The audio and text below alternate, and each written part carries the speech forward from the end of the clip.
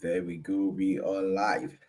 Wow, ladies and gentlemen, you once again welcome to the King Days podcast. And I have with me today a very special guest. He's my friend and ex-colleague.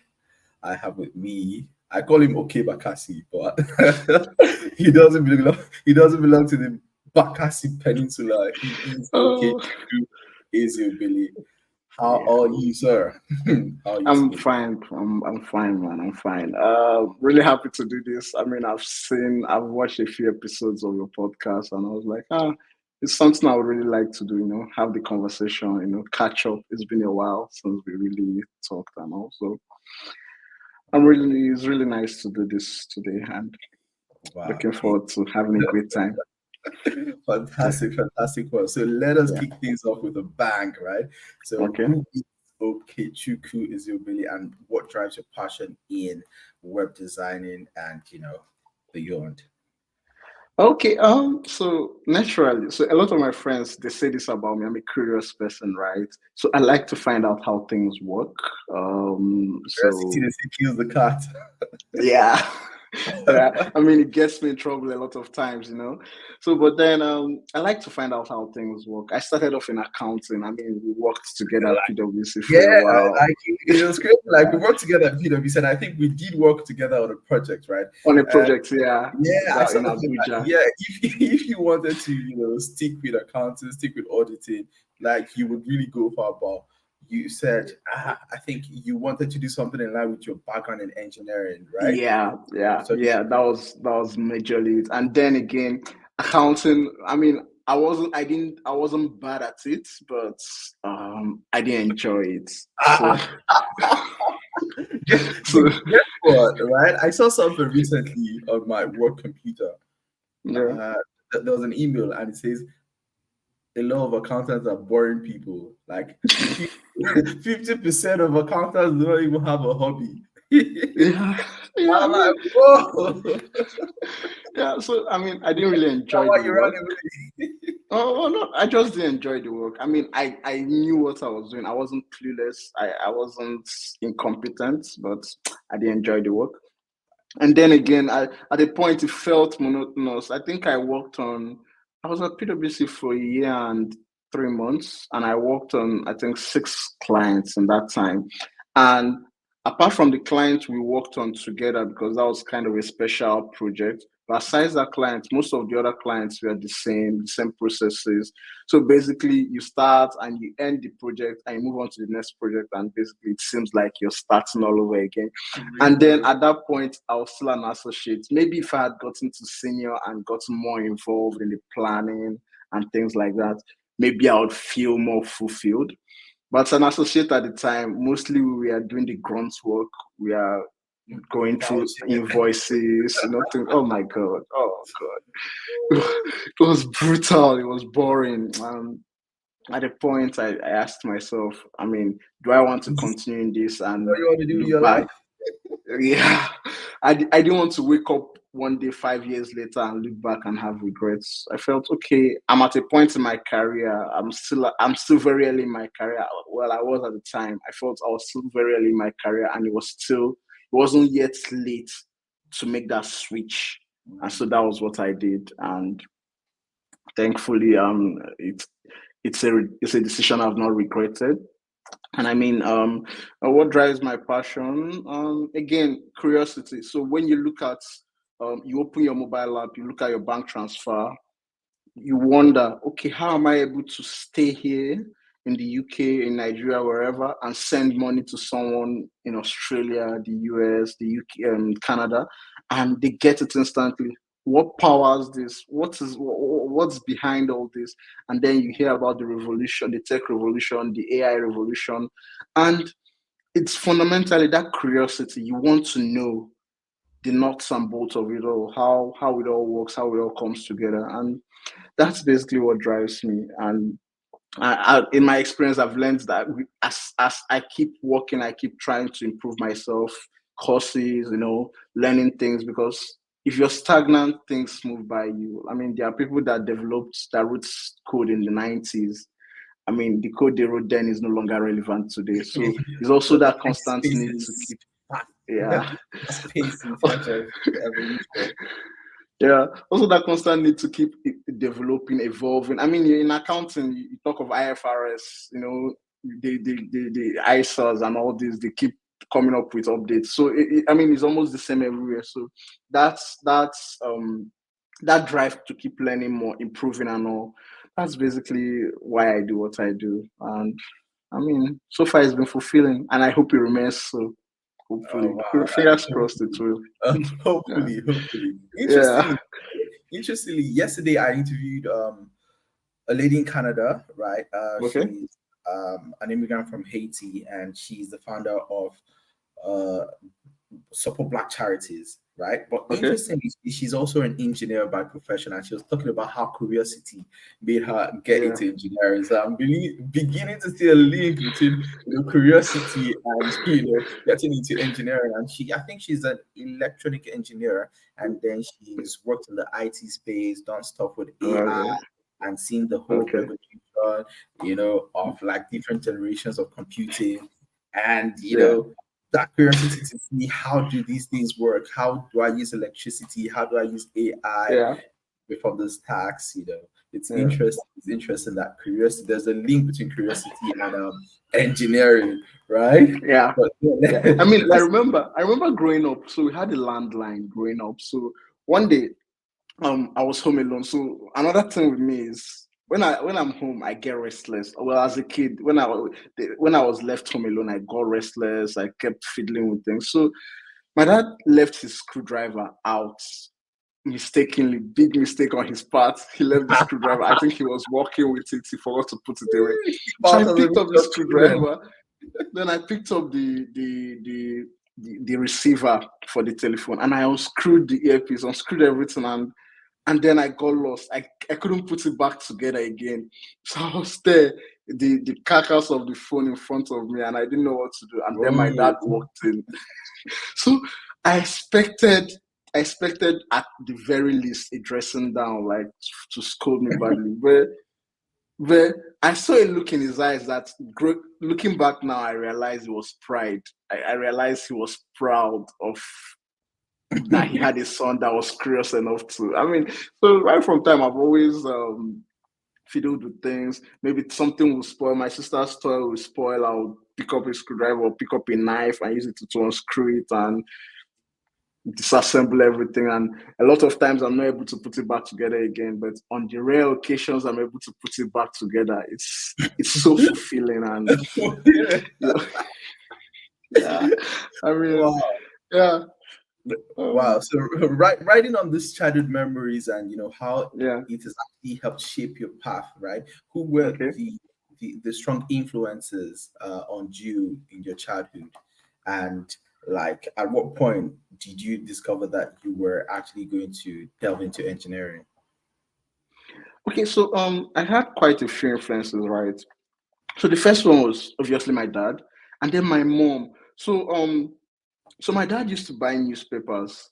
Like it was regular. Like he always had newspapers in the house. In fact, there was the carton for our TV then was filled with old newspapers. So each day I'll pick up the newspaper. So there was one particular day my dad bought the paper. He hadn't read the paper yet. And I got hold of the paper and I started, I was a kid then. So while reading, I just messed up everything, scattered the pages. Some of them were torn and all. So my dad was pissed. He hadn't gotten to read this paper. So normally the way it was he'll read the paper and then he'll leave it, and then we the kids we can do whatever we want with the papers, but he hadn't gotten around to reading it. And so he wasn't happy, he was pissed, and then he was scolding me. And then while I was crying, my mom consoled me. She said I shouldn't worry. She was going to Enugu, so we lived in Anambra at the time. So she said she was going to Enugu the next day for something and she would buy Anambra. books for me. Yeah. Wow. So Interestingly, look at this. Can Enyo Mandibo, friend of that Dibo's. Correct guy. so you see that that's my So, chieftaincy so title. correct. On them. Oh, So I mean, she promised me she'll buy me books that day and the next day. So she went, she bought me. I won't forget those books. She bought Peter and Jane at the Farm, Fun at the Farm. Peter and Jane, it was this Ladybug classics, and then she bought me 101 Dalmatians. I don't know if you know that book. Cruella de 101 Vil, Dalmatians about, yeah. Dalmatians, yeah, Dalmatians, yeah. So those are the two books she bought me. So I read those books, and then so it became kind of a thing. Every week on her trips, she would get me a book, and so it kind of made me start reading a lot of. So usually she would buy me two books a week, sometimes the book, and I'll finish it. She would buy the books on Tuesday. By Thursday, Friday, I was done with the books, and I was frantic, looking forward to read. So I had Wow. a Bible then, Good News Bible. So I'll pick up the Good News Bible. I'd read. So the Bible has That some very small. fantastic stories. Okay, No, Good yeah. News. No, not the Oh small. no, Good that News one is Bible. Gideon. Oh, that's Yeah, that Gideon. one The is Gideon. So one is the Good one with News the yellow Bible. cover. Yeah, Good News. That Good Ah. News has the yellow cover. Yeah, yeah. So and Good News Bible. The English is modern compared to King James King version and all. James, Yeah, yeah. English. The Good News Bible has a relatively modern English, and then the Bible has a lot of fantastic stories. So I don't know. People sleep on it, right? There are a lot of fantastic stories in Yeah, the to Bible. be So to be I'll to be pick up true. the Bible and I'll read from Genesis, read about Abraham, read about Joseph. So I read the Bible from Genesis up till I think Second Chronicles, and then you Wow. get to the book, the Isaiahs and all that. That's prophecy. There's not a lot of stories there. So I jumped over them. I got to Nehemiah and I think Ezra and then Job. I read the beginning of Job and the end of Job. Where the juicy stories are in the Bible. How And about then Psalms and I went, Proverbs? eh? Some How I about didn't really. So I was after stories, entertaining. I wasn't so reading the Bible. I wasn't reading it out of some pious, holy yeah. um motivation. I just wanted stories. I wanted stories, gist. So then after I jumped to the New Testament, read again. So after reading the Bible, so my dad had this Bible commentary book. So it talks about the backstory to the stories we read about in the Bible, contextual, contextual explanations, the Bible times, biblical times, things like that. So Yeah, I jumped I on keep that. doing those things too. So I can very much relate with you because I read the whole Yeah, Bible and I've also read those commentaries. The commentary books are even bigger, right? And then they exactly. start Yeah, tracing to the Greek, Aramaic, exactly. Hebrew, Exactly. Yeah. origins of Yeah, those things. they give you context of what Mhm. was in the what you've read in the Bible. So and all this, I think I was in primary two, primary three when I was reading all this. So it kind of I built that habit of always reading. So when I tell people like the Mayor of Casterbridge, I don't know if you know the book Michael Henchard. I read that book in primary three. I read Things Fall Apart in primary four. Chima, I chima. read Arrow of God. I read Arrow of God, I think primary four as well. I didn't get to read No Longer Artists till much later in life. I think I was in secondary school when I read No Longer Artists.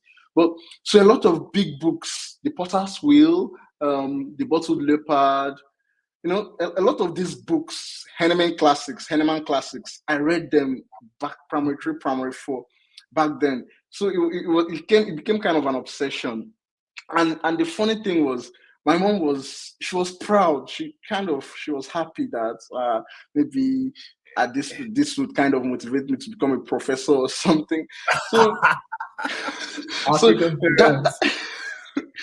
so that culture of reading, it kind of made me I became knowledgeable about things that the average. So if I grew up in Lagos, right, it may be expected kind of, but so growing up in Anambra, the average kid of my age growing up in Anambra didn't wasn't as exposed as I was, because there are certain things that I could tell you about past US presidents as early as primary six JS1. I could tell you at least I could recite a good number of them, maybe not in order, but I knew quite a good number of them. And if you mentioned some of them, I could tell you, okay, this was the time period this person was the president, things like that.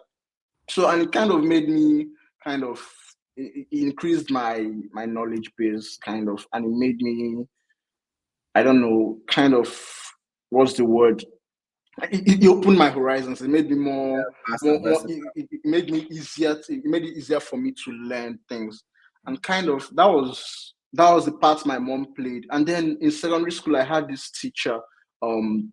She taught us intro tech, and then I wasn't so good at math. Of course, I was very good at English language. I read a lot, so I was very good at Why English. is that usually the case? People who are very good at English language, not very good at math, because that happened I to don't me know. before. I don't. I have no Very good. idea. And the I ones have that are very good honestly. at math tend not to be good at, the Yeah. languages. So I struggled with math at the time, and by extension Introtech. So she taught Introtech to the junior classes, to us in the junior class, and she taught physics to the senior classes. So so I used to do extramural lessons at her house, and then with time she introduced us to me and my friends that were doing the lessons at her house. She introduced us to deriving how to derive formulas. So basically, her motto was this: if you know the formula, you can solve it, right? And then knowing the formula again, she taught us how to derive formula. We started from E equals MC squared, and from it we derive all sorts of formulas, and then all sorts of formula. And from there, it kind of started opening my eyes to the possibilities of, you know, basically you can do anything with math, basically, to be honest. I, Actually, that, yeah, sorry to interrupt you, but I think that happened for me too at some point, right? I got to discover that math is principle based. So if you exactly. understand the method behind the madness, then you can Yeah, always make basically. it. First principles. Once you get the first principles, you're solid. So with that, I got to a place where I wasn't a math whiz, but I was comfortable with math. It didn't scare me anymore. I was good. I could solve whatever and get by. I think I made a distinction. I made a B in WIAC math. So those are the people that kind of inspired my life. University was a blur. I didn't really have any professor that really inspired me like that. It was What unit did you just go? music. Oh, music. Yeah. Yeah, that one in Anambra. Yeah. Now there's yeah. Wow, I wanted to see the people Yeah. that went to that school. That's not a good school. But don't let your people come for me. And the funny thing is, in my family, all my siblings, my parents, everybody went to UNN. I'm the only person that didn't go to UNN. Like, it's your fault. It's your fault. You should have gone. You should have gone UNN. I think I respect that school. I respect that school. Yeah. Oh, so I'm the first son, so I wanted to break free. My parents went to UNN, so in my mind, I was going to be the person that would change the direction and move everybody away from UNN. Sorry. Unfortunately, my siblings didn't get the memo. After moving to Unity, they all left me and went back to UNN. Oh, it was so funny. Anyway, so that's kind of my influences, and then basically early life. It's from most of my influences are from early in life, growing up, and they kind of molded the person I am today. And I'll always be grateful for that. And I guess that's kind of why I'm here where I am today. Interesting stuff, right? Now, let's say from finishing university, right? Your Okay. early your early career days, like what was the transition for you finishing Okay. university and getting into the, according to what we call it in Nigeria, the labor market? Labor market or What was that favor transition? market. What was that transition like for you? Okay, so um I don't like saying this because it sounds braggy, right? But PwC was the first job I ever applied for. I was Wow. serving at the time. Yeah, I was serving at the time. So I was 2017 batch A stream one. So we went to camp in May, June. So we passed out in April, right? April 2018. So around January 2018, that was the period it was already dawning on us. Okay, service year is almost over. What's next? What are That's you when you going to see do in your guys life? panic. Exactly.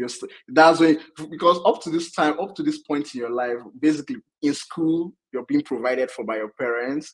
NYSC, the government is providing for you. After NYSC, literally, you're on your own now. So what next? You're trying to so a Shark Tank. Exactly. And I think around January, that was when the realization started coming in that damn, in just a few months, in 3, 4 months, I'll be out of this NYSC, and then what next? So I started reading. I think I went on Naira Land, and then I saw something about PwC recruitment. So I didn't really I didn't know before I applied to PwC. I did not know what PwC was. Again, I was an engineer. Like I studied engineering. I wasn't an accountant, so I had no idea. So my uncle lived in Lagos at the time. So anytime he was around and we are talking, I asked him about my cousins, how they're doing and all. So he mentioned that my eldest cousin, so she's much older than me. We are not really close because of that age gap. Yeah, we're not really that. So I have her younger brother is more my age, so I relate more with him. So when I asked, so I was told that she works at PwC, and I was like, "What's PwC? PricewaterhouseCoopers." So I mean, at the back of my mind, it was there, but I didn't really clock what it was. And so, uncle, Sorry to interrupt you, right? Like, yeah, I remember while I was working with PwC in Nigeria, a lot of people yeah, used to have like misconceptions about the firm because of the name, right? Price Waterhouse, Waterhouse. And Waterhouse. ask like, You do you sell guys, water. you guys sell water? Do you guys produce water?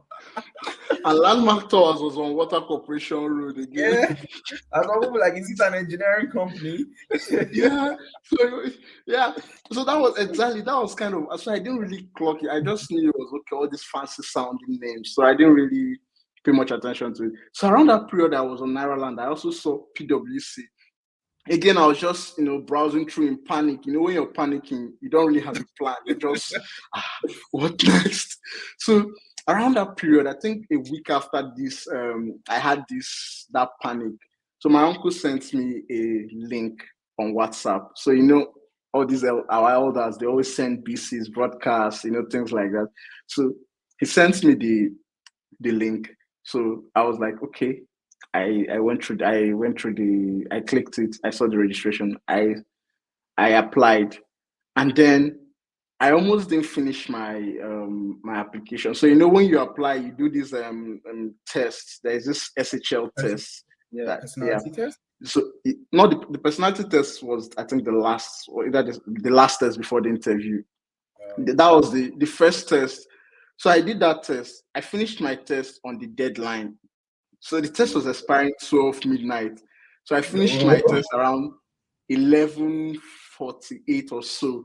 The just night the night it was supposed to the nick expire. of time. Yeah. And what had happened was so where I was serving with an NGO, and also kind of so my service here, my PPA was exciting. I served in Cross River. So a lot of times there were activities, my PPA were organizing activities, and it was always fun.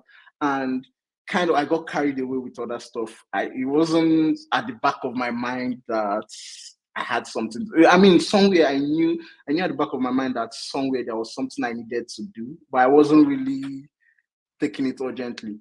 And so I came back that day, and I was like, oh, I remember I have a test I'm supposed to do. Let me even check, when is this supposed to expire? And I opened my laptop. I checked, it was supposed to expire that day. I was like, oh my God, I have to do this. And the laptop battery was low. It was a HP Nigerian laptop. issues.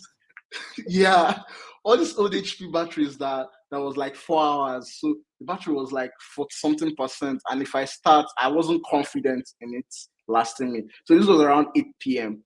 So we had a neighbor that was working in the local government council. So he used to put on his gen. I think he was a director of works in the local government. So I took the laptop to his house. I begged him. I plugged in the laptop there. I went back home. After 2 hours, I came back. I took the laptop. I went. So this was around 10 past 10. So I now settled down. So I settled down. I opened it. I saw the practice test. I took the practice test. Okay, in my mind, okay, this is easy. I can do this. But the nerves, I had to take some time, breathe. Then I started the test. I breezed through the test. I finished it, and Easy peasy. then I forgot about it. I think was it up to a week later? Also, I've forgotten. Sure. Then I got the email that I had passed that I should come to Lagos for a verification test. So this was, in my mind, I thought this was the interview. I did not like. I'm telling you, I entered this blind. I mean, I had seen something on Maryland, but I wasn't following. I didn't know anyone. I didn't know anything about the process. This was my first job application ever in my life. So I did not know how this was supposed to work. So when they said come to Lagos for a verification test, I thought, oh, this is the interview. I've passed the test. Come and do interview and get job. So I prepared. I packed my stuff. I went to Lagos. I traveled from Cross River, Yala Cross River to Lagos. I mean, for each trip I took to Lagos, I was spending close to 40,000 naira back in 2018. Back in the day. Yeah. So, and it was very material. oh my God, 20 times 40K guy. So my uncle lived in Lagos. So my uncle he still lives in Lagos. Not lived, he lives in Lagos. So I went there. I stayed in his place. So the next day I went for the verification test. So it was literally basically the same test I had taken, the same format. But I guess this was to eliminate the possibility of cheating or something like that. So I took it. I think I finished quite fast. Like I can't remember how long it took me, but I know I finished very early and I was just sat there looking around and all. So when I finished, I submitted and then I went home. I went back to Cross River the next day. I forgot all about it. And then I think I forgot timelines. It's been a while, so I've forgotten the timelines. But I know I now got the invitation for personality test, the link to read the personality test. So I was happy. But this time I was getting confused. Okay, at what point do I actually get the job? I've written one test, I've come to Lagos, and you're sending me another test. Like, how many hoops do I have to jump through to get this job? Like, so this was the point I now said, okay, let me even check Nairaland again. So I had written the personality test. No, I checked Nairaland and I saw someone saying that the personality test, there is no key to it. There is no what's the word? There is no answer to it. There's no right and wrong answer. That the key is to be consistent.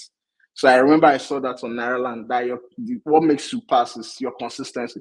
So I was like, okay, I can be consistent. So I made sure I was consistent throughout my answers. I visualized the kind of person I wanted to portray myself as. And then every question I faced, I asked myself, what would this person do? What would this person answer? And that was how I passed through that. And then went through all that and then got to the end. And that was when I started following Nairaland like consistently, religiously. I wake up in the morning, I open Nairaland, I'll scroll through there was this thread about PwC 2018 recruitment. So I was always on that thread. A lot of our friends that got in were on that thread. I think I met EY on that thread. So I was always scrolling through. And then I got the invitation to come to Lagos again for the interview. Spent another 40K, came to the interview. That was the first time I actually met a few people. That was our friend Chide. I met there's this other guy that was in RAS, Dami Obasa, and then Tunde Johnson, and these were the guys that I interviewed with. So I did interview. I went back home. So then I was home. I was now in Cross. I had finished serving at the time. So on the day of the interview, the day of my own interview date was my POP day, right? So I had to meet my friend, and we went to the airline. We settled the airline to allow my friend to collect my certificate for me. So I did not attend my POP because I was in Lagos doing the interview for PwC. I don't know. Long story short, though, so I think I was in my room one afternoon. I was with my girlfriend at the time. We're still together now, though. So I was her at the time. Yeah. So I was, so I was with her, and then the email came in. I looked at it. Congratulations. I was so happy. I was jumping up. Both of us, we are celebrating, we are hugging, and it was sometimes I think back to those days and I wish I could go back. I mean, to recapture that joy and that innocence. And then I got into PwC. That is the story of starting my professional life. I know Like, it's not as fun as those that will tell you they applied here, they applied here, they applied here, they applied here. I mean, everybody's journey is unique, All right. different, yeah. Everybody's journey is So unique. Wow, interesting stuff, right? And PwC now became like the springboard for you to exactly. With, without all PwC, I wouldn't be here. It kind of opened me up into the corporate. I mean, without PwC, I'll probably be in Anambra or in the East, maybe working for my dad's company or maybe starting a company, or I don't know, being a business owner, doing my own freelance engineering work for people. Who knows? I don't know. But PwC kind of opened me up to the corporate world, and I was like, I saw the possibilities, and I was like, I'm going to grab it. And there I am interesting. today. But Yeah, okay, I'll ask you this, right? For everybody who works with the Big Four, yeah, you get to learn certain skills, like yeah, certain yeah, skills, certain competences that follow you for the rest of your life. yeah. Like what's skill sets would you say you're grateful for picking up, in the Big Four? So at PwC, one thing I learned quite early, like very early, was you need to be able to explain yourself. Some people call it bobo, but you need to be like I learned quite early that you need to be able to stand and articulate your position. Now, your position may be wrong. That's perfectly fine. Nobody's correct all the time, but you need to be able to articulate it and say, okay, this is what I think. This is why I think what I think, right? Mm, And that's something that has stuck with me. That's something that because, for instance, in coding, right, in web development, right, you're an engineer, you're in the engineering team. There's a QA team, there's a product team, and then there's management. You cannot just write code and dump it off and move.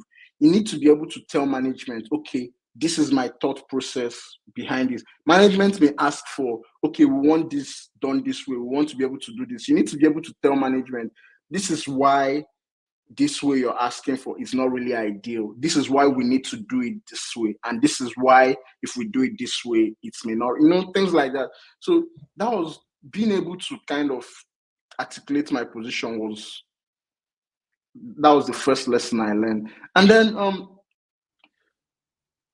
so working as a team, right? So at PwC again, right from like the first engagement you go on, like you're a team member, you're an associate, you have a team lead, you have the manager, so we had the engagement we worked on together. I think we are about 5 or 6 on that team, right?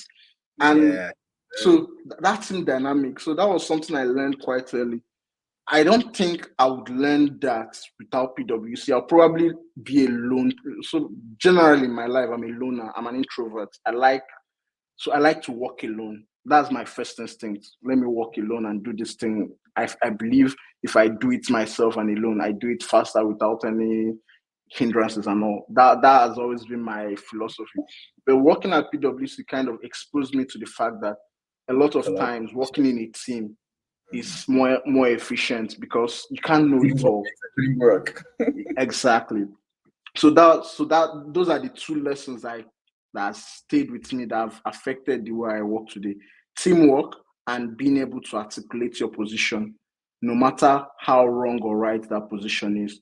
As long as you can articulate that position, maybe if it's wrong, you take on feedback, but whoever you're speaking with, they understand that you actually think about stuff. You're not just blindly following whatever is in vogue. So, Yeah, yeah. Wow, interesting, and it's really great that yeah, the big influence is still with you.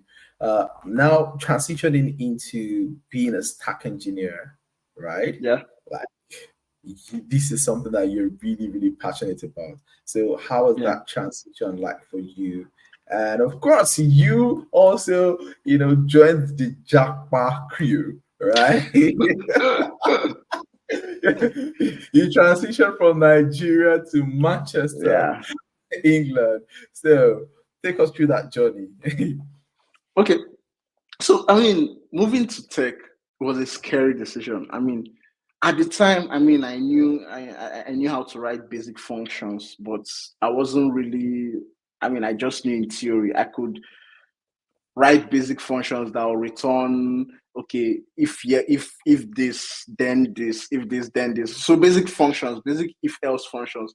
So I knew that. I've always known that, right? And then I started. This was the period I started reading about. This was just before the VC tech boom. That was in 2021. So this was late 2019. I had started. I think the project we did together in Abuja was my last job at PwC.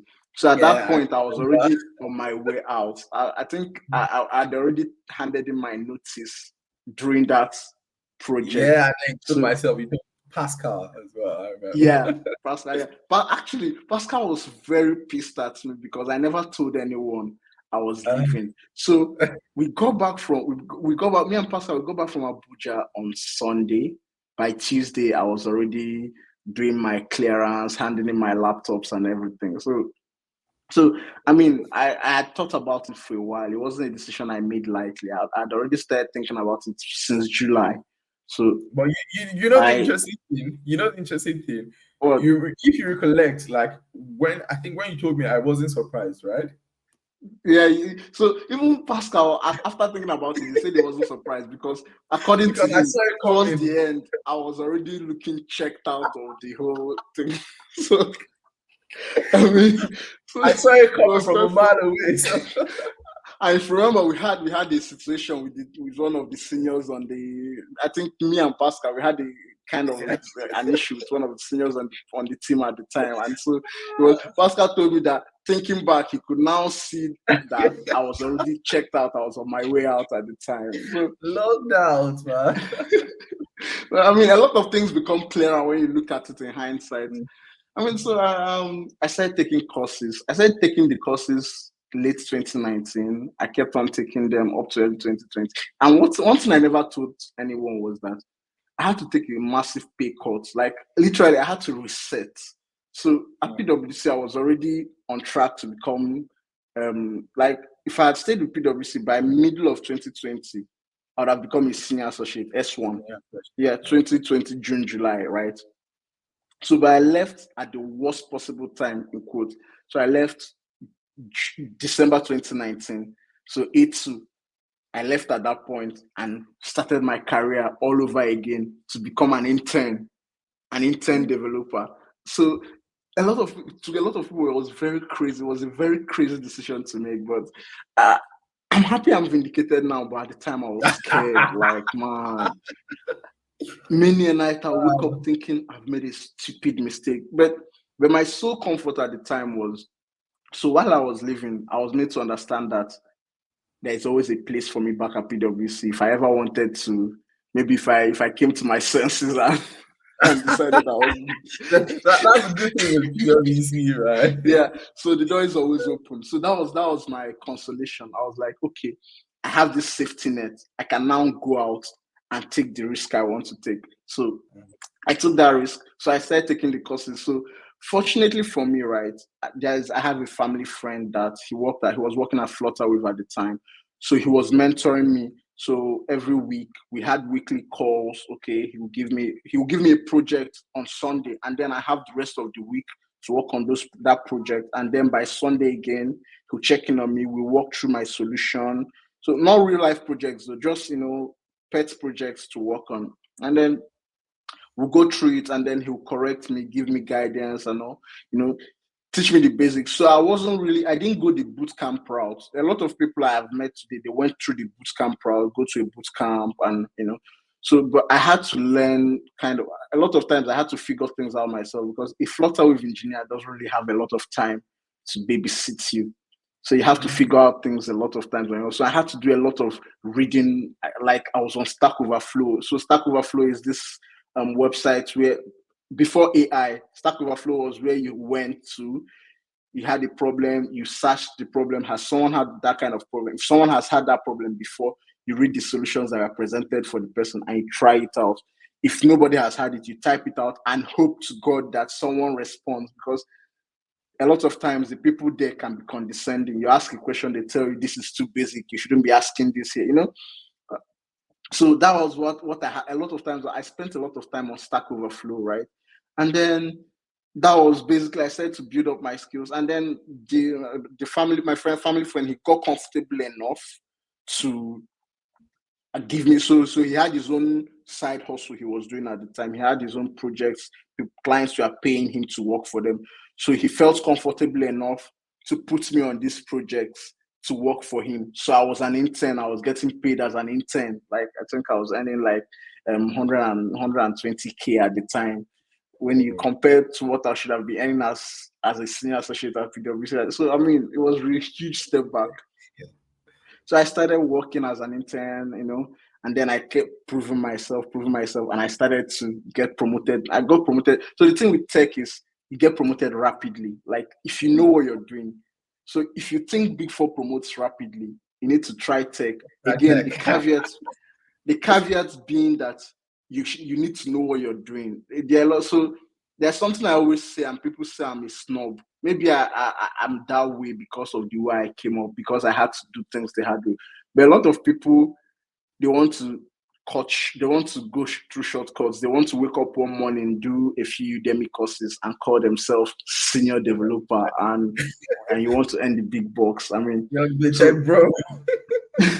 so the thing is, if you know what you're doing, if you're competent, if you can deliver, you will rise very fast, because people are in demand. Like, the skills are in high demand, so you always rise fast. So that was what helped me. So, and then the family friend I was interning for, he was now comfortable enough to recommend me to a friend of his that had a startup that was looking for an engineer. So the friend of his employed me, and then I started working for the startup. And then from there, I got, most of the jobs I've gotten in dev has been through recommendation. I can't remember. It's coming to the UK that I applied for a job. Wow. But back in Nigeria, most of the tech jobs I got were through recommendation. Someone asked this person, "Do you know a dev?" "Okay, I know this guy. He's very good." Then I get a call. "Okay, we heard you do this. Can you come and interview?" You come and interview. They give you a task. You do the task. You walk them through the task, and they are satisfied with it. You tell you, "Okay, you hear from us." You get an email, an offer letter. You start. So that's basically how most of the jobs I did in Nigeria. And then coming here at the point, that 2020, 21, 22, I looked around. Actually, it was peer pressure that made me come here. To be honest, almost everybody it's just man. My circle of friends was PwC, Big Four, basically. I know, Big Four. All of them were just living. I didn't really have any other segment besides my Big Four friends. And then everybody left. Was just left with Pascal. Then Pascal now mentioned that he's planning to do MBA. I was like, wait, when Pascal leaves, only me to do this Lagos. It's not going to happen. It's not going to happen. Or more. I started making moves and applying for jobs and all that. I think Pascal went to the US, right? Yeah, US. Yeah, he's doing an MBA right now. US, University of Southern California, USC Marshall. Yeah. So I mean, that was what kind of made me take that decision. Okay, everybody is moving. Might as well just look for opportunities out there. And then, fortunately for me, I got a good offer, and here I am. Manchester United. Yeah. That was actually I'm a Man United fan, and that was why I picked Manchester. So I had the choice of Manchester, Leeds. So I had the choice of either working from Manchester, working from Leeds, working from Birmingham, or working from London. So I'm a United fan. So in my mind, I was like, okay, if I'm living in Manchester, at least I can go see Man U play once in a while. Why not London? Why not London? No. I heard London is expensive. London has bad PR. I heard let me just tell you something. The United Kingdom is just, okay, I saw something. Disclaimer, I saw something on social media, right? Somebody said the United Kingdom is a poor country, right? Yeah, with just London. Yeah, I think I saw that. London, which is rich. I saw that. In some ways, In some ways, it's true though. But I like the fact that in the north here, things are cheaper, right? Rent, for instance, the cost of living. I mean, it's generally cheaper. And then I earn like someone that lives in London, but then I get to spend like someone that lives in the north. So that's, Wow, I mean, wow. It's good. I It's mean, good. exactly. It's just like those that say they live in Nigeria and earn in dollars. That's basically the same thing. Those guys are, I don't know, like they are the biggest cheat codes Yeah, ever in well, terms. but then again, it's not really about money. Like, so the issue in Nigeria, I think before we started, I was mentioning it. So Hmm. the predictability is one of the Yes. things that makes this place much better. Like, you can decide that you want to go to your friend's place, you want to be in your friend's place by 4 p.m. I mean, with 30 plus or minus 30 minutes, you can always plan and you be The there quality of life. around it. Again, quality of life, things like that. When in Nigeria, like, first of all, the things you have to think about. For instance, let's take for instance, I have some team members that are working in Nigeria, they are working remotely from Nigeria. I have a meeting with someone and I'm hearing the person say, "Oh, there is no fuel. Fuel is expensive, so I don't have fuel in my gen. My laptop will die in 2 hours' time. I will not be able to continue this meeting." So these are considerations I don't need to make while I'm here. I take it for granted. Even my internet, I have a broadband that comes with my rent. I have 250 MB speed per second. Like, I take these things for granted. I can sit down and stream Netflix in the highest quality HD. I don't have to I'm worry telling you. about things like that. So when you sit down and think about things like that, and these things are well, yeah, the things are expensive, but relatively they are affordable. If you're in Nigeria, you're spending for you to get anything close to the quality of internet you get here, you're going to be spending major bucks. You're spending at least 30K, 40K a month. And to be realistic, you're actually spending more than that because you need two providers for when one inevitably messes up. So you Mhm. have MTN, you also need SpectraNet, so that when MTN is acting up, you have SpectraNet, and you're paying It's for the two subscriptions. So these are the considerations you have to make while in Nigeria that you don't have to make here. Charging your phone, like I wake up, when my phone dies, I say, "Oh, my phone is dead." I plug it in. I don't have to be here thinking, let me charge my phone so that I don't have to waste fuel tonight. Things like that. So that's that. Those are the things that make it better here. I mean, you could theoretically earn in pounds or dollars and live in Nigeria, but then what's the quality of life? Yeah, what is the quality of life, right? But then I yeah, asked you something before we started, and I'm going to ask you again, like, what yeah. are the things that you are most grateful about? Being an immigrant in the United Kingdom. Like, what are Um, those things that you're most grateful about having made the transition here? so I'm grateful for the fact that I'm not scared anymore, right? I don't have to be like, I don't wake up in thinking about, oh my god, I'm waking up today I'm going to go through traffic, I'm going to go through this stress, I'm going to, like, literally, I just know that even if I'm not working from home, even if I'm working from the office or I'm working from a shared space, I know that I can just wake up, pick my bag, just stroll down to wherever I'm working from, or take the tram, take the train, whatever, get to where I'm working, work there in comfort, walk home, go home.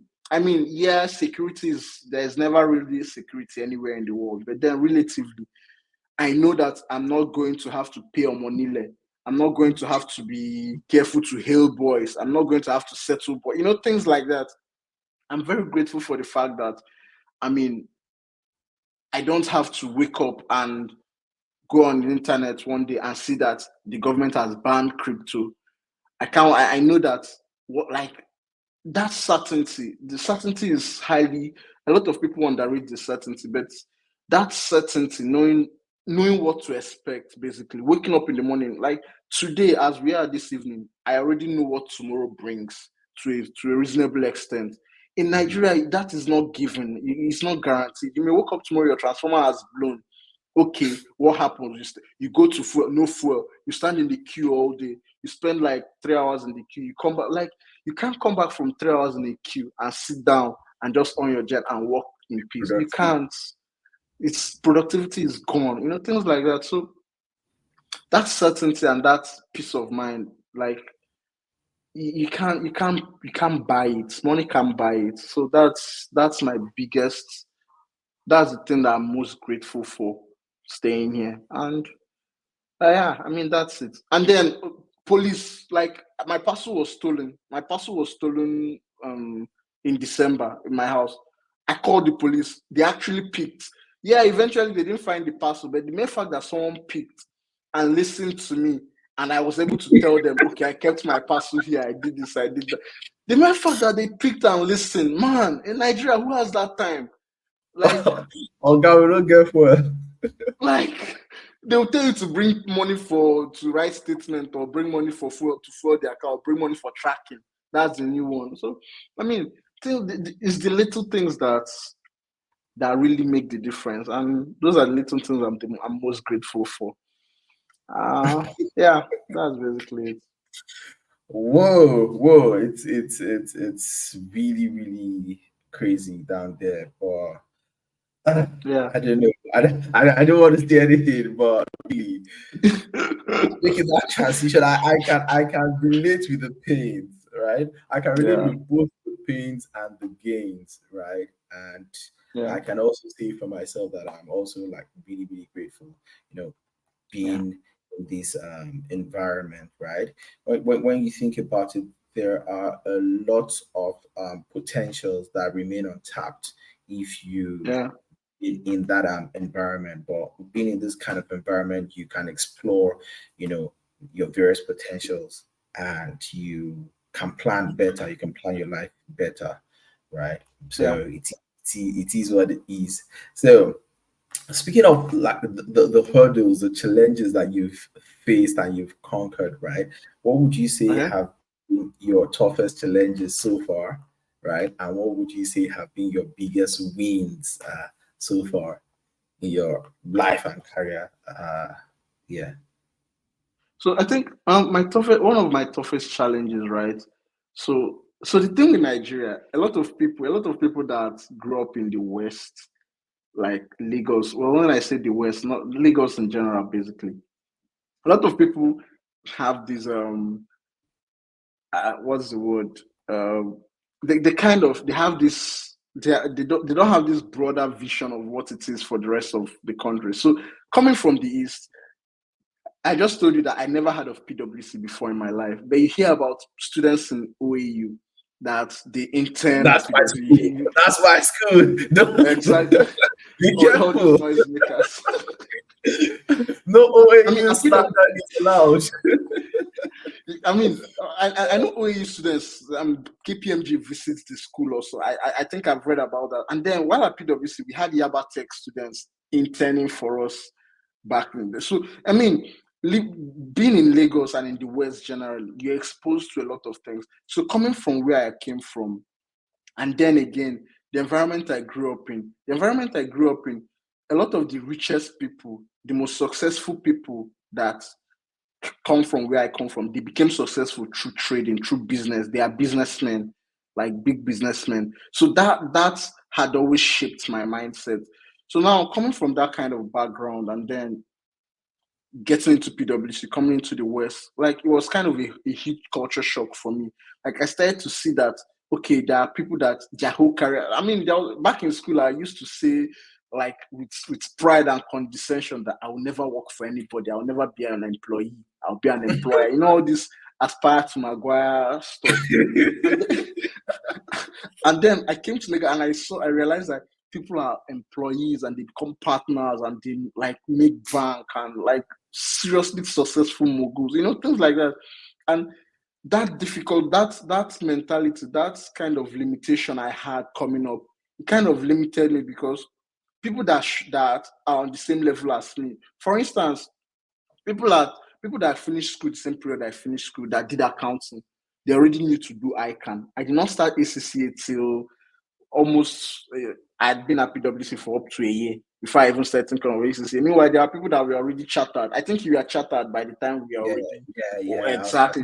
to So join. these are the differences. People that came from this part of the country, like they kind of had a head start, kind of compared to those of us coming from this, because for us, a corporate career wasn't really what we idealized growing up. We idealized business, making money, trading. That was what we idealized. Even the richest people from my part of the country. I mean, think of the Ifeanyi Bars and the Koscharises and all of them in was a Risco, what's his name again? Obi Jackson. These are people that went into business for themselves and made money and became successful through business.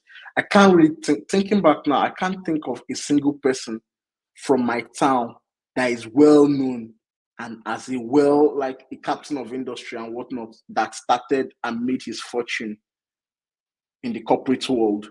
So growing up in that kind of environment, like I know of them. How about people like Peter Obi? Peter Obi was he was a businessman. He made his fortune as a businessman before he became a bank chairman. Peter Obi was a businessman. He traded like a lot of them. My dad would tell you stories of by the time they got to SS1, SS2, their classmates were dropping out to go into business. How about people like I mean, obviously there are exceptions to there are exceptions, right? But for the majority, most of them were just businessmen, and that was the route.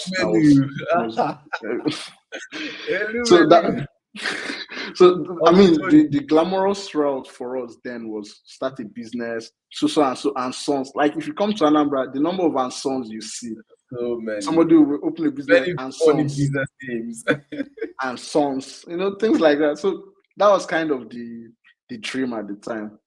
So it kind of limited me a lot because even my mentality, the way I thought about things, like even like in audit, for instance, like when you're going through, for instance, related party companies, things like that, like basic things, like the way someone that grew up in this kind of environment thinks is different from the way this person thinks. And I'm happy with where I am today, but I feel it's limited me to a certain extent.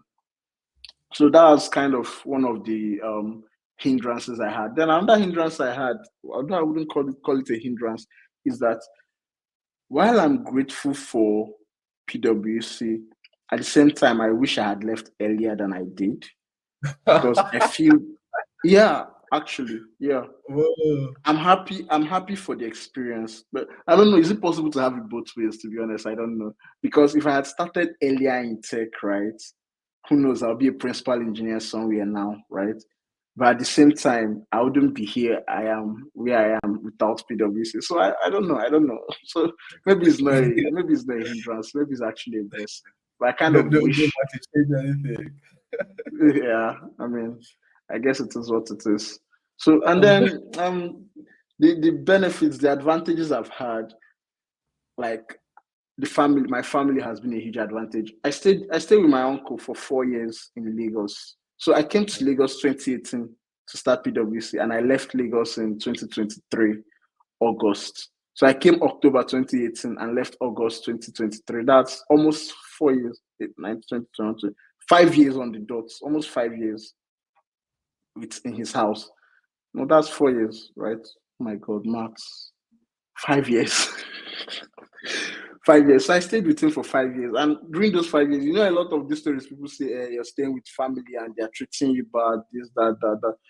Like, obviously, there were times that maybe I acted out or I broke some rules, and obviously, these things will always happen. Maybe you party with your guys and you stay out too late or you sleep over. Things like that, they would always come up. But I never had, in all my time in Lagos, even the time I was interning and all, I never had to pay rent. I never had to pay any bills, literally. So I stayed in Lagos for 5 years without paying rent, without paying bills. Wow. That alone was a massive advantage. And I was staying on the island. So literally, like the distance, I never had to experience what people were experiencing when they wake up by 5 a.m., 6 a.m. just to get to work. In fact, I remember a certain time at PwC, right? I overslept. And then what woke me up was my manager, the call, asking where I was. I checked the time, it was 11 a.m. I had to lie. I said that I went for an early lunch. So he told me, okay. So he told me, okay, when you're back from lunch, we need to discuss. We need to have a meeting. So we had to discuss something about the project I was on. So I now had to rush, had a quick shower, entered an Uber, and within 10 minutes, I was at the office. And I went to my manager, yes, I'm back from lunch. Meanwhile, I was just Whoa! coming home. What a lot. So I mean, little like this is one thing a lot of people take for granted, but like finding someone that is able to house you, accommodate you, right? Like where I come from, if you live with someone and they are feeding you, well, I mean, I was eating in the house. Yeah, they didn't have to, but I had the freedom to eat in the house if I wanted to, even though I didn't all the time. A lot of times I just ate lunch at work, bought stuff for myself, but I always had that freedom that I could walk into the kitchen and get something to eat. So where I come from, if someone is feeding you, housing you, like the person basically owns you. If the person tells you to jump, you jump. I mean, the person could maltreat you, and the elders or the family will say they are feeding you, they are housing you. You have to shut up and take it. So my uncle had every opportunity to do that to me, but what did he do? He welcomed me with open arms, like basically mikasa esukasa. Like it felt like I was one of his children. So that was one thing I'll always be grateful for. And then my mom is late now. She died in 2010, but like that buying books for me, though that early upbringing she gave me, like it was one of the things that I mean prepared me for the life I live today. And I mean, I'll always be grateful for, I mean, family in general, my siblings. Like I grew up in a very loving home. I mean, I hear stories about people that come from some families that have some kind of conflict. Maybe the parents are not on good terms or things like that. You read all these stories, you hear all these things, and I think back to the family I had growing up, and I'm always grateful because we are not so rich. We are middle class. Like when you talk of middle class, that's what we were, but we are always happy. Like I don't think I ever had my parents arguing. They probably did, but they never let us know. And anytime I think of my childhood, I think of happy memories. So that's one of the advantages I had coming up, and that is they put me in the position to, I mean, excel and be where I am today. So I'll always be grateful for that. Wow, fantastic, Yeah, fantastic stuff. Right. They say behind every successful individual lies a set of core values, right? So what yeah. are the core values? What are the core principles that you hold dear, right? And you think are responsible or pivotal to the successes that you've had in your life? Okay. So there's something my dad always told me. So I mean, I remember back in secondary school. So me and my friends, right, we got into trouble in school, and then I've forgotten what we did. It's been I think I was in JS2 at the time. I've forgotten what it was. But the story got to our parents, right? So my dad, after our parents were invited to school and the principal met them and all that. So when we go home, my dad was scolding me. I was now trying to pin it on my friend. I was saying it was all my friend's idea. He did most of this. So one thing my father told me is that personal accountability is one of the best character traits you would ever have. So that's something that's always stuck with me. Taking responsibility, right? So I work of recent, like as recently as last week, I work in a team of 4 people. I work in a small team of 4 people. We are working on a particular project. So we missed a deadline. So we got an email from management asking us to explain why we were not able to deliver. So I was seeing the replies of the other people on the team. Everybody was making excuses. Oh, okay, QA did not test properly. Oh, QA was using a wrong version to test. Oh, product team did not deliver on time. And that was not my instinct. My instinct was to say, I sincerely apologize for the delay and I take full responsibility for this. And going forward, I'm going to take the steps. And I outlined the steps I was going to take. So it's something has always been non-negotiable for me. If you mess up, own it. Like everybody mess. Like what was that his name? Say who never fuck up hands in the air. Black Things like Sherry. that. Like Black chef. So I believe if you mess up, own it. No, everybody screws up once in a while. So just own Yes, it definitely. with your full chest. So that's one of the things and that's one thing that always, one of the issues I always have with like the people I supervise, the people that work under me, and in general, friends I have, and even people above me is when you do something or when something is on you and you try to pass the buck, I hate it so much. Take the responsibility. Nothing is going like. I mean, if anything, you're going to just gain more admiration for taking on the responsibility. And there are no prizes for passing the buck. So you pass the buck and someone else takes the fall. And so what? What happens Yeah, then? try to make You other people look feel about bad. yourself or what? I mean, it doesn't really make sense. So that's one of my non-negotiable values, personal responsibility. And then the other one is like you need to be able to speak. So I believe in anything I think about you, right? I need to be able to tell it to you. If I cannot tell you what I really think about you, right? If I cannot tell you what I really think about your work, so genuine feedback basically. If you do work that I love, I should be able to tell you, wow, I love your work. Can you tell me how you did it? Let me learn from you. And at the same time, if you do work that I don't really that doesn't impress, I should be able to tell you, okay, look, this is what you did. I don't like it. It could be better. You could do this, do this. I don't believe in giving people fake feedback. I'd rather not say a word than tell you that you've done good Same work here. when you've done bad work, right?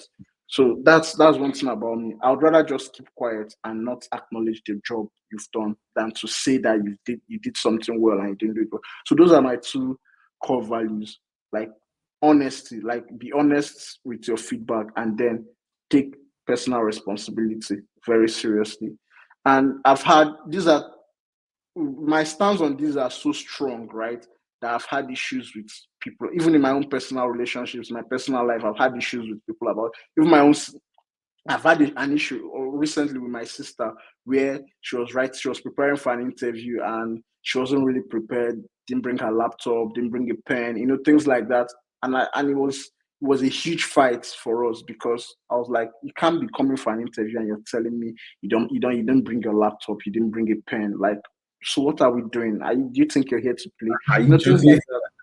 that. Like, are you joking? Things like that. So it's something I feel very strongly about, and I mean, I hope like I'm able to the same way I'm demanding it of others. One thing I always pray for is that I'm able to also meet that expectation I have of others for myself as well. So Interesting, interesting. I think the Big Four culture also aligns with what you say. yes, yeah, And for me, like I picked up these things, in the Big Four, and like you said, sometimes it causes clashes and certain sort of conflicts between you and people in your personal life, and feel like, what's up? But one thing I've noticed is this, right? People tend to be offended in the short run by that kind of yeah. behavior, but they tend But to in the long appreciate run, yeah, it. just appreciate it. Yeah, actually that and I can attest to that. Oh, my dad was hard. Well, not hard on me. He was like he had high expectations of me, right?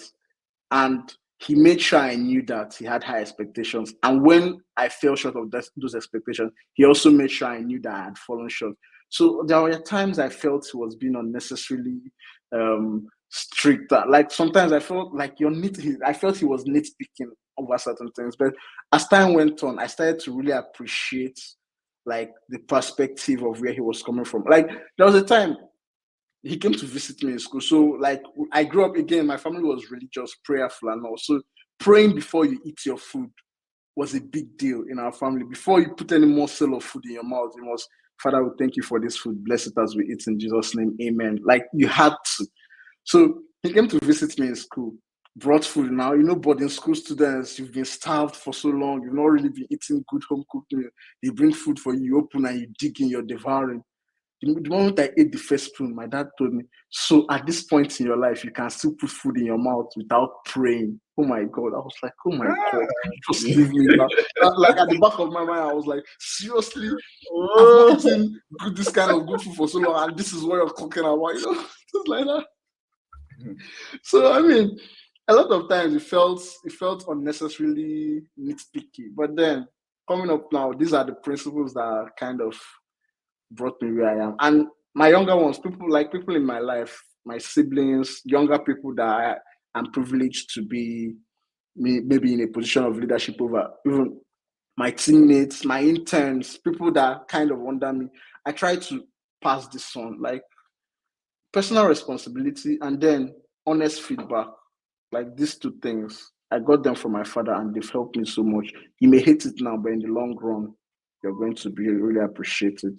Yeah. You really As get long it. as I'm not. So one thing I always make sure I avoid. I try to make sure that I'm never unkind about it. Just be kind to people. Give the feedback, honest feedback, but kind. Honest but kind. So as long as I'm kind with it, I know that in the long run they'll appreciate it. So Fantastic stuff. yeah. How would you say you achieve work-life balance? Uh my PS5. Oh, Oh my god. you love gaming.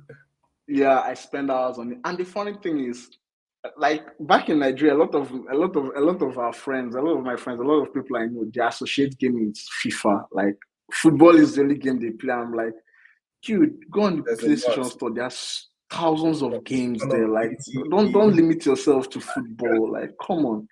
Like even the FIFA on this one, I rarely played. The only reason I downloaded it recently was because it came on the PS Plus package. It became there free. So they give you some free games per month. So it was one of the games for this month of May. That was when I got FC24. I never bought it when it was crazy raining. Assassin's Creed, Red Dead Redemption. I buy these other games, I play them, and then when FIFA comes on the free version on the PlayStation Plus, I just get it then and I just play once in a while. But generally, I spend hours a day, every day, playing games.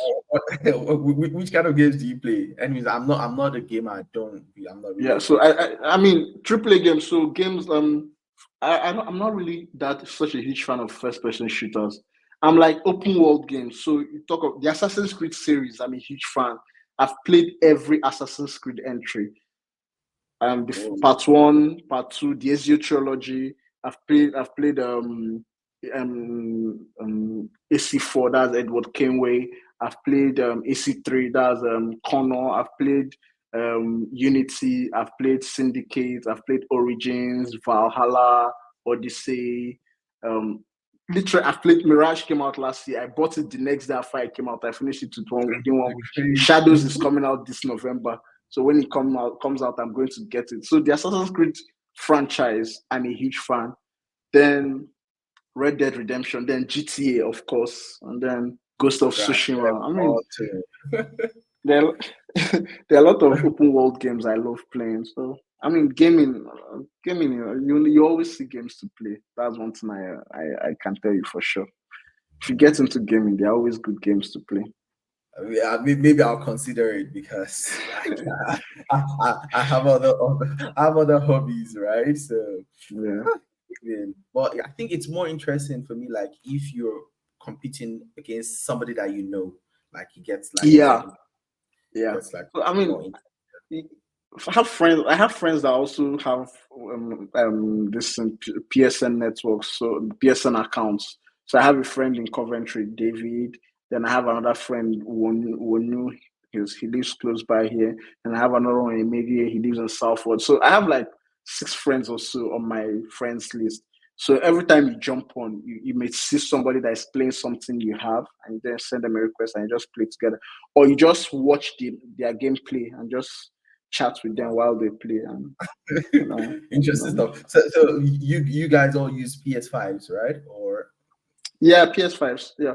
So I mean, oh, there's cross-platform play. So if for games like FIFA, right?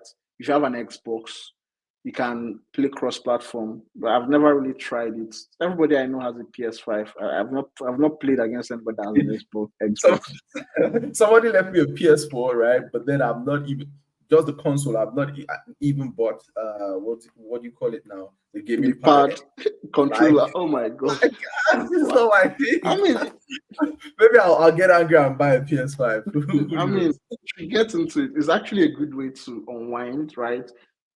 Rather than stepping out. Like if you step out, you're spending money. When you stay inside your house, you're Ah, not spending shit. give me Exactly.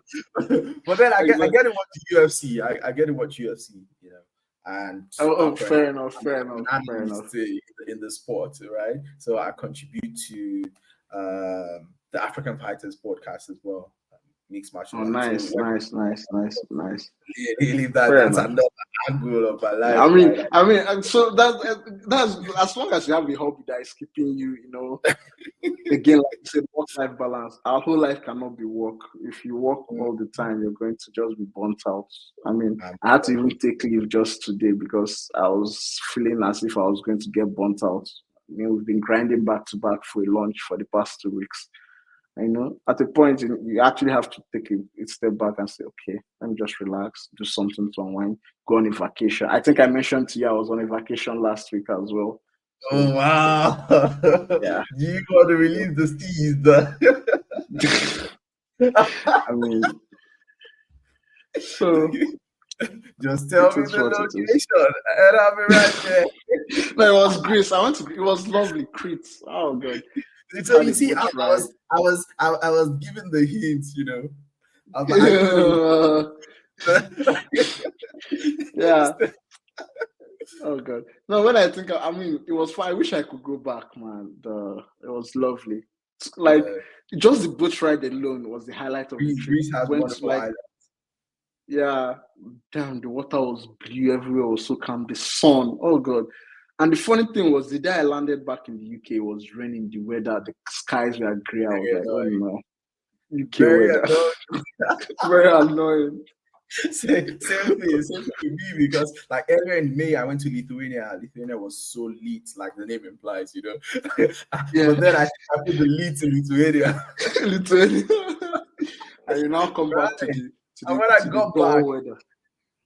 I just got Oh back god. to London Luton and it was raining out there. Oh goodness. Oh, The it's great always British it was raining when weather. I go back. I go back last week Thursday. It was raining. What I a way was to like, welcome come on, me. like, come on, come on. Oh, well, it It's fine. is We'll what go. it is. Yeah, We'll go. it is what it Uh, is. just before So, we're about to ending this, but speaking okay. about your younger self and I think young people in general, like what advice would you have? I mean, so advice. So an advice I always give it to my youngest, my siblings, right, my younger ones, and then people around me that look up to me. I always say this, right? There is no work you put into developing yourself that goes to waste. I'm a big advocate of personal development, right? Like the whole idea. I mean, I remember when I was in school, I always said once I'm done with my BSc, it's over. Nothing learning for me. Well, that was just silly. Like continuously, you need to keep improving yourself, certifications, skills, like keep skilling up. Like I don't believe in oh, you've got a job now, you sit down. You're not a Nigerian civil servant that'll clock out by 5 p.m. Like, so I believe in consistently developing yourself. There is not no amount of money spent in self-development that is a waste. Yeah, some people you may take a course and you end up after a while thinking, was it worth it? But then the discipline and the work you had to put in, it developed you, even if the certificate did not really end up being useful the work you put in developed you both mentally, gave you mental fortitude. It also improved your skills that you can apply elsewhere, even if you don't carry the certificate over. The skills itself, you can transfer them elsewhere. So develop yourself, keep skilling up, like as often as possible. Take certifications, take exams. I'm fortunate in the fact that I work for an organization that pays for me to take at least one certification per year. But even if you don't have that opportunity, go on Udemy. Even if it's to learn an instrument. The other day, I just woke up one day, I ordered a guitar online to at least learn how to play an instrument. Even if it's to learn to play an instrument, even if it's just to go to the gym, work on yourself, things like that. Anything put into self-development is never a waste. And it's something I always strongly believe in. So that's one advice I'll give. And the next advice I'll give is if there is anybody at all in your circle, whether an older person, whether a younger person, that is actually speaking to you, that has actually invested in your life or your personal development, don't take them for granted because humans fundamentally we are wired to be selfish, right? Like we are wired for self-preservation. I'm wired personally to look out for me. Now, if I go against that natural inclination to look out for myself and go all the way to look out for you, care for you, ask about you, invest in your own well-being, you should appreciate it. You shouldn't take it for granted. So those are the two advice I will always give. If you see someone that is invested in you, don't take it for granted. Take it seriously and appreciate it. Take advantage of it. And then the other one being that personal development, like, will never be wasted on anybody at all. So far you develop yourself, like so far you invest that time and effort to build up that skill, it will never go to waste. It will always come in handy somewhere. Maybe not where you expected, but somewhere along the line you're going to find out that it's useful to you. So Great, that's great, yeah. great advice. So you are the biggest big brother in Big Brother Yeah, history. I guess. I guess. Interesting stuff. So would you say you have mentors and role models out there? Currently, well, yeah, I think I mentioned to you about the family friend Obina. He was the one that got me into tech. So from time to time, I still call him. Like, I mean, he's a guru. As far as I'm concerned, I see him as a guru in back end development. So from time to time, I still reach out to him. I'm like, oh, um, I want to follow this approach. What do you think? What do you think?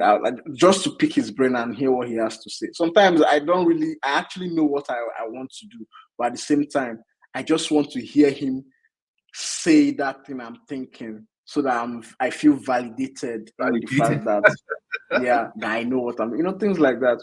He's a huge, he's a huge role model of mine. And then the man that gave me a chance, actually, that gave me my first big job in tech, Mr. Timbok Bassi, like that there are people that I would ride for, like, till the end of the earth for, and he's one of, like, Mr. Bass. If Mr. Bass calls me today and tells me to help him work on a project free of charge, without him paying me a dime, I'm dropping everything I'm doing and I'm jumping on that project for him, because he was the one that gave me my first big break in the industry. I mean, if you interact with a lot of young developers that are coming up, one thing they tell you is that it's very difficult to break into the space. Yeah, learning the skills is one thing, but breaking in can be quite difficult.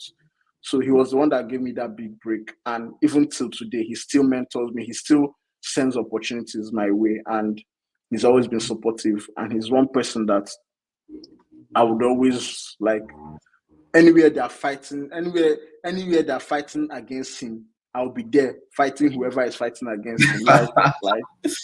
Like to The wherever. enemy of my If friend he's is going my enemy. exactly, his enemy is my. I don't care whatever they said he did. I don't care. I'm fighting against whoever he's fighting against. So that's it. Obina and Mr. Bassi. Those are my two mentors. Yeah. Interesting, interesting stuff. Yeah. So finally, like, what do you think the future holds for you? I mean, yeah, AI, man. They say AI is coming to take our jobs, man. AI. I was just talking about AI yesterday as well.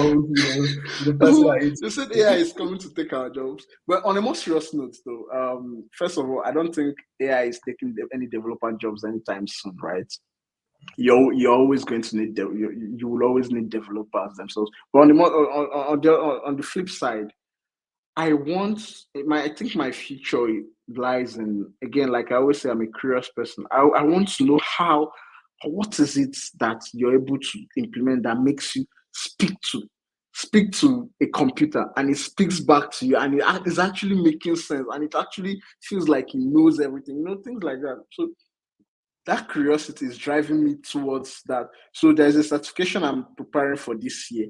The certification, so I told you that I get to pick one certification per year and it gets paid for. So there is this certification by ARTIBA, Association of AI, ARTIBA, that's the acronym. I've forgotten the full meaning, but there's a certification for them for that, AI engineering certification, right? So basically, what the certification, what the body does is that they are in charge of all AI engineers in America, or rather they regulate them, or I don't know how much power they do have, but kind of they are the umbrella body. And I want to take that certification so that I'm in a position where I can learn more, maybe get better opportunities in the space, and improve my knowledge, because that's the future. The same way, maybe in 2000, in the year 2000, anybody that was learning how to write code was doing it because that was where the future was going, the dot-com boom and all. And I can see that is where AI is headed. In the next 10 years, AI is going to take over a lot of things. It's going to be literally how we work. And those that are able to create this AI, program this AI, they'll be the ones eating good. So I want to eat good when the time comes, So I think that's what the future holds. Yeah. Interesting. They say you are what you eat, so eat good. Yeah. So you Oh, good. oh, great stuff. So we have a tradition at the end of the pod, right? Oh, So okay.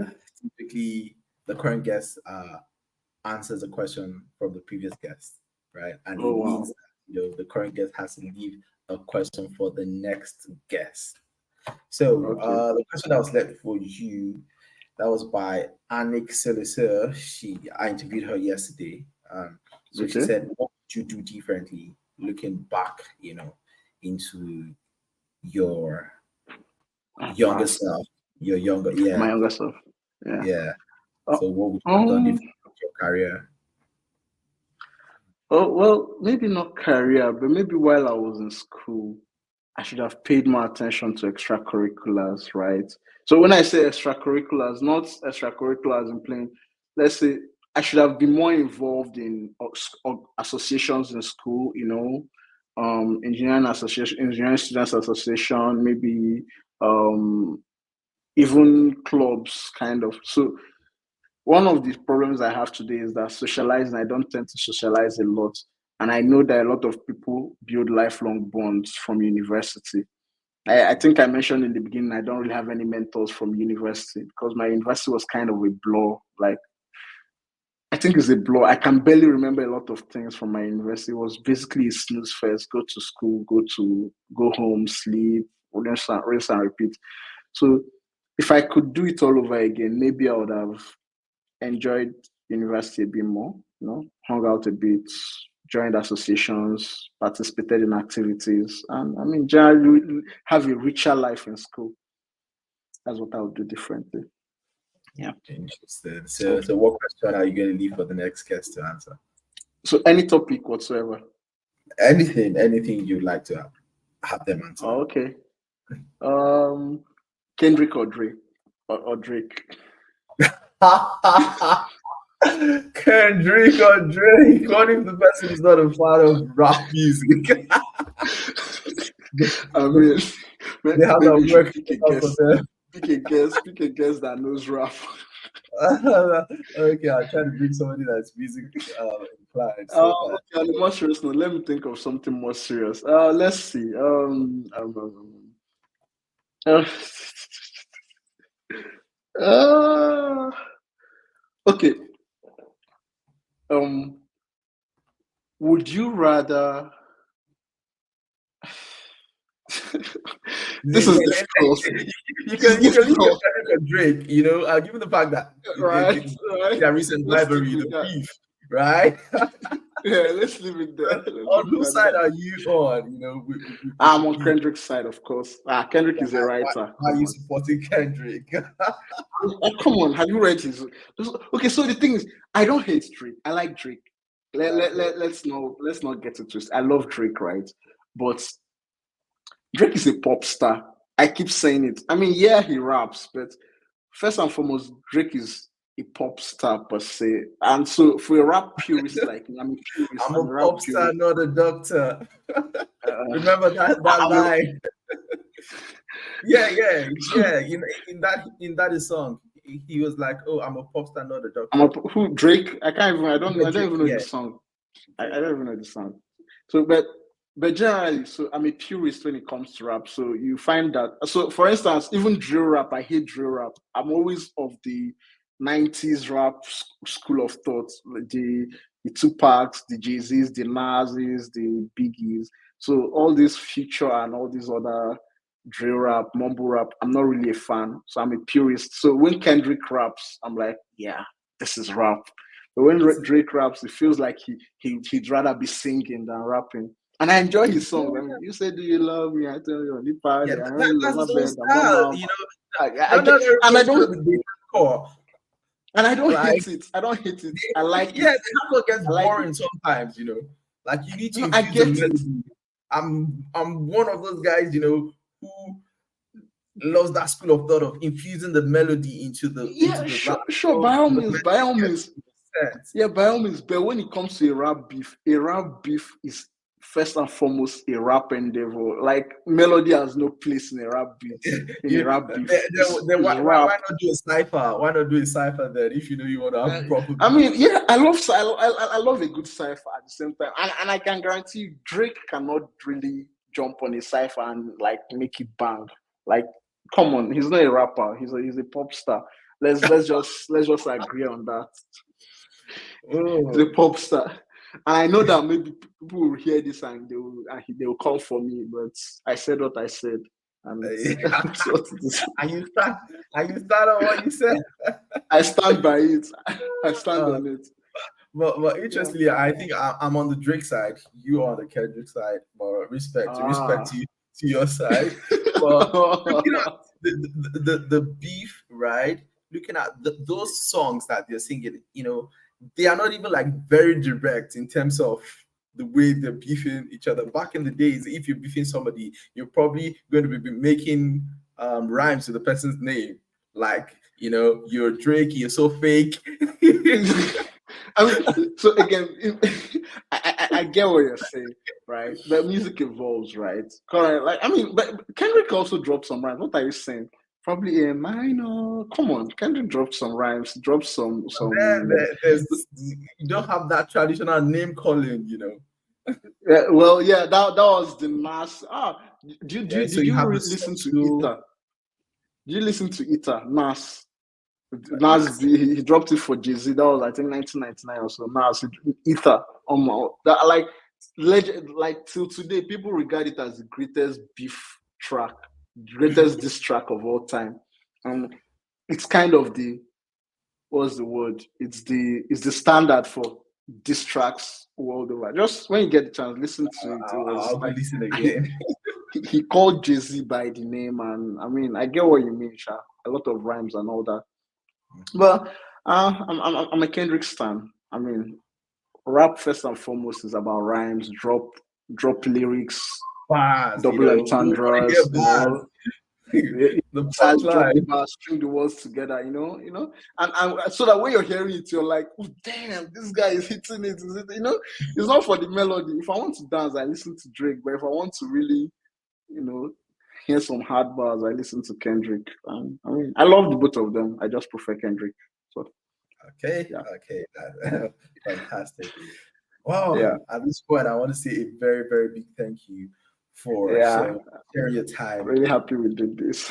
in a really, really amazing session with you. Thank you very much. And of course, I wish you the very, very best, you know, Thank you. going Thank forward. you. It can only be forward and, you know, upward for you by God's grace. God bless you, my brother. Amen. Thank you. Uh, Thank you. did you want to shout out to anybody before we end this stream? I'm shout out to Pascal, my guy.